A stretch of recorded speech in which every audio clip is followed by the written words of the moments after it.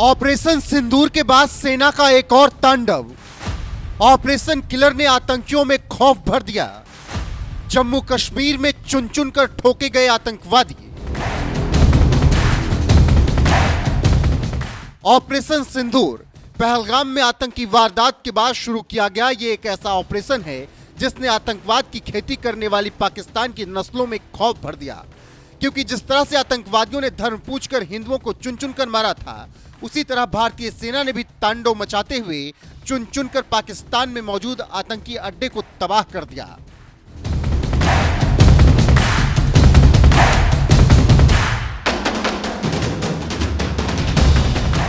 एक तरफ जहां ऑपरेशन सिंदूर की शुरुआत कर भारतीय सेना ने पाकिस्तान के आतंकी ठिकानों को तबाह कर दिया, तो वहीं दूसरी तरफ 13 मई को भारतीय सेना ने एक और ऑपरेशन शुरू कर दिया जिसका नाम दिया गया ऑपरेशन किलर।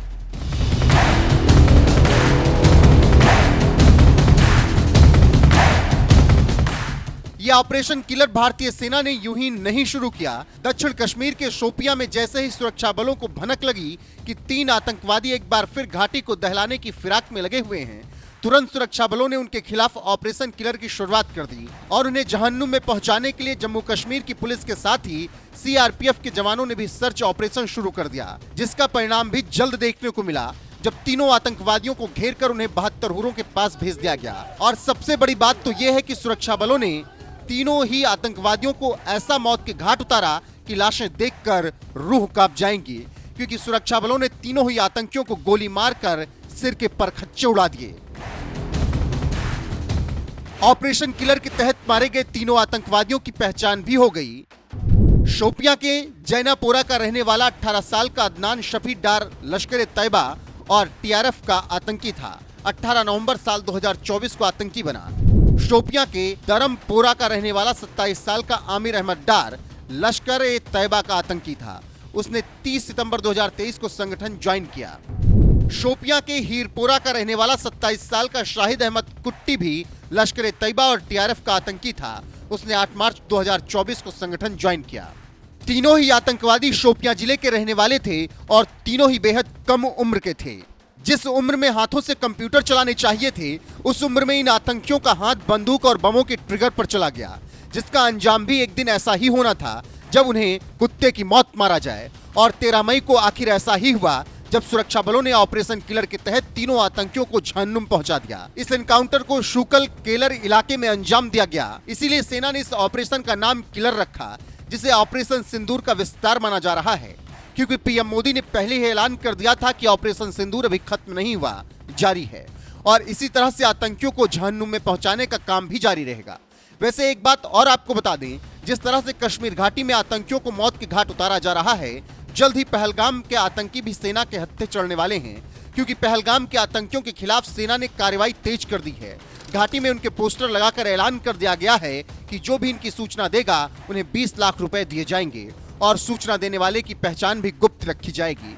बहरहाल पहलगाम आतंकी हमले के बाद सरकार जिस तरह से पाकिस्तान के साथ साथ कश्मीर में छुपे आतंकियों का भी सफाया करने में लगी है, इस पर आपका क्या कुछ कहना है? अपनी राय कमेंट कर हमें जरूर बताएं।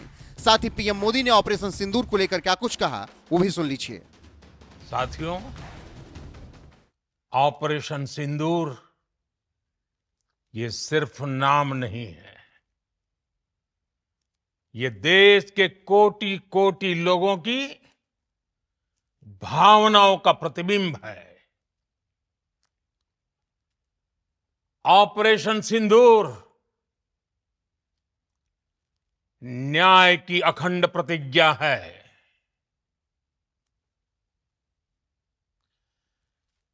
6 मई की देर रात, 7 मई की सुबह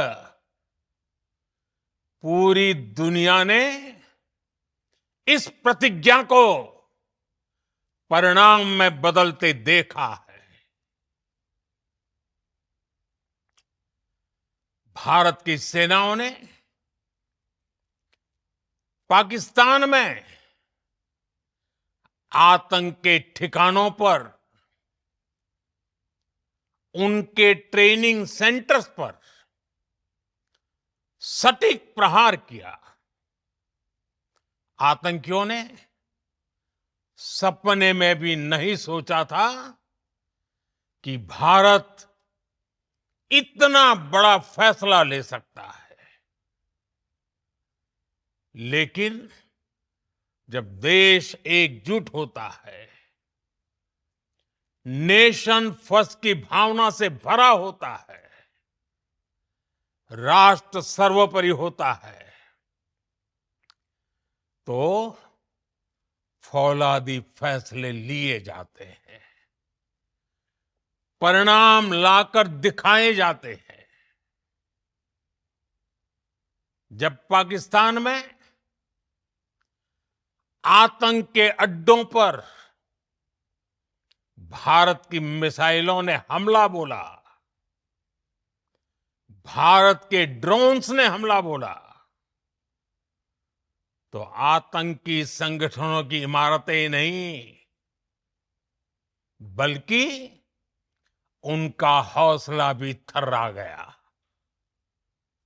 बहावलपुर और मुरिद के जैसे आतंकी ठिकाने एक प्रकार से ग्लोबल टेररिज्म की यूनिवर्सिटीज रही है। दुनिया में कहीं पर भी जो बड़े आतंकी हमले हुए हैं, चाहे 9/11 हो,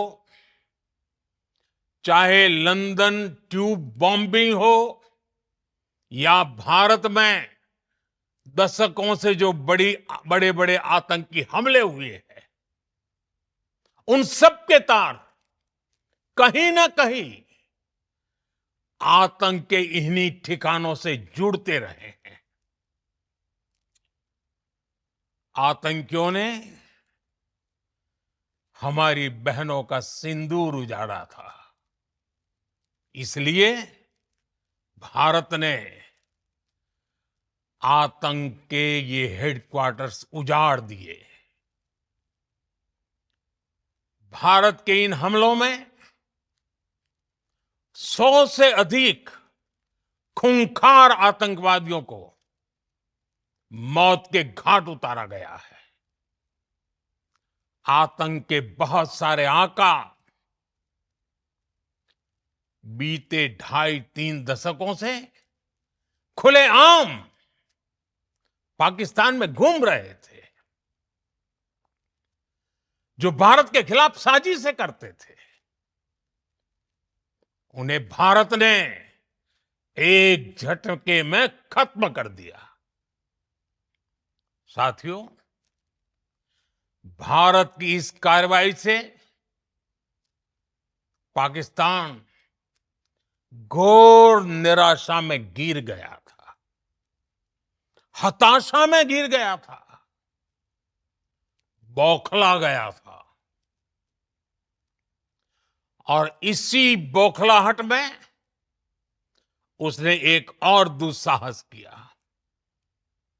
आतंक पर भारत की कार्रवाई का साथ देने के बजाय पाकिस्तान ने भारत पर ही हमला करना शुरू कर दिया।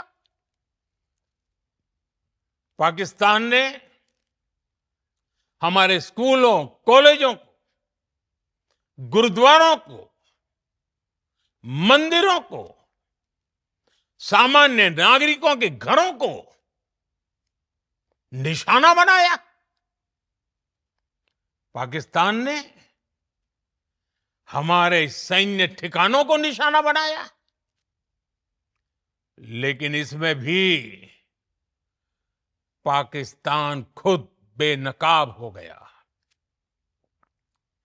दुनिया ने देखा कि कैसे पाकिस्तान के ड्रोन्स, पाकिस्तान की मिसाइलें भारत के सामने तिनके की तरह बिखर गई।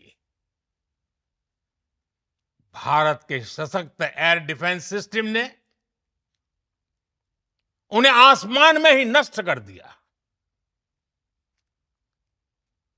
पाकिस्तान की तैयारी सीमा पर वार की थी, लेकिन भारत ने पाकिस्तान के सीने पर वार कर दिया।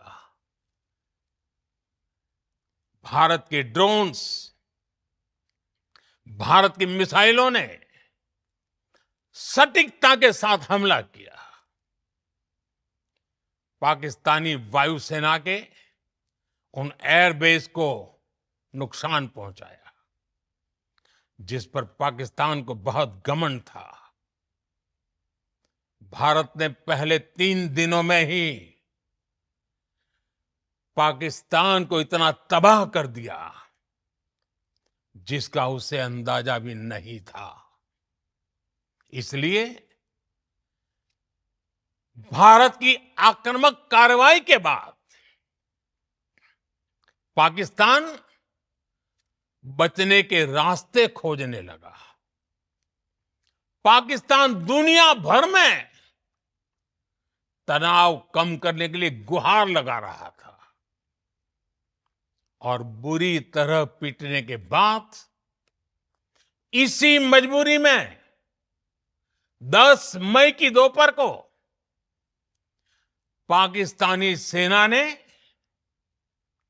हमारे डीजीएमओ को संपर्क किया। तब तक हम आतंकवाद के इंफ्रास्ट्रक्चर को बड़े पैमाने पर तबाह कर चुके थे। आतंकियों को मौत के घाट उतार दिया गया था। पाकिस्तान के सीने में बसाए गए आतंक के अड्डों को हमने खंडहर बना दिया था। इसलिए जब पाकिस्तान की तरफ से गुहार लगाई गई, पाकिस्तान की तरफ से जब ये कहा गया कि उसकी ओर से आगे कोई आतंकी गतिविधि और सैन्य दुस्साहस नहीं दिखाया जाएगा, तो भारत ने भी उस पर विचार किया। और मैं फिर दोहरा रहा हूं, हमने पाकिस्तान के आतंकी और सैन्य ठिकानों पर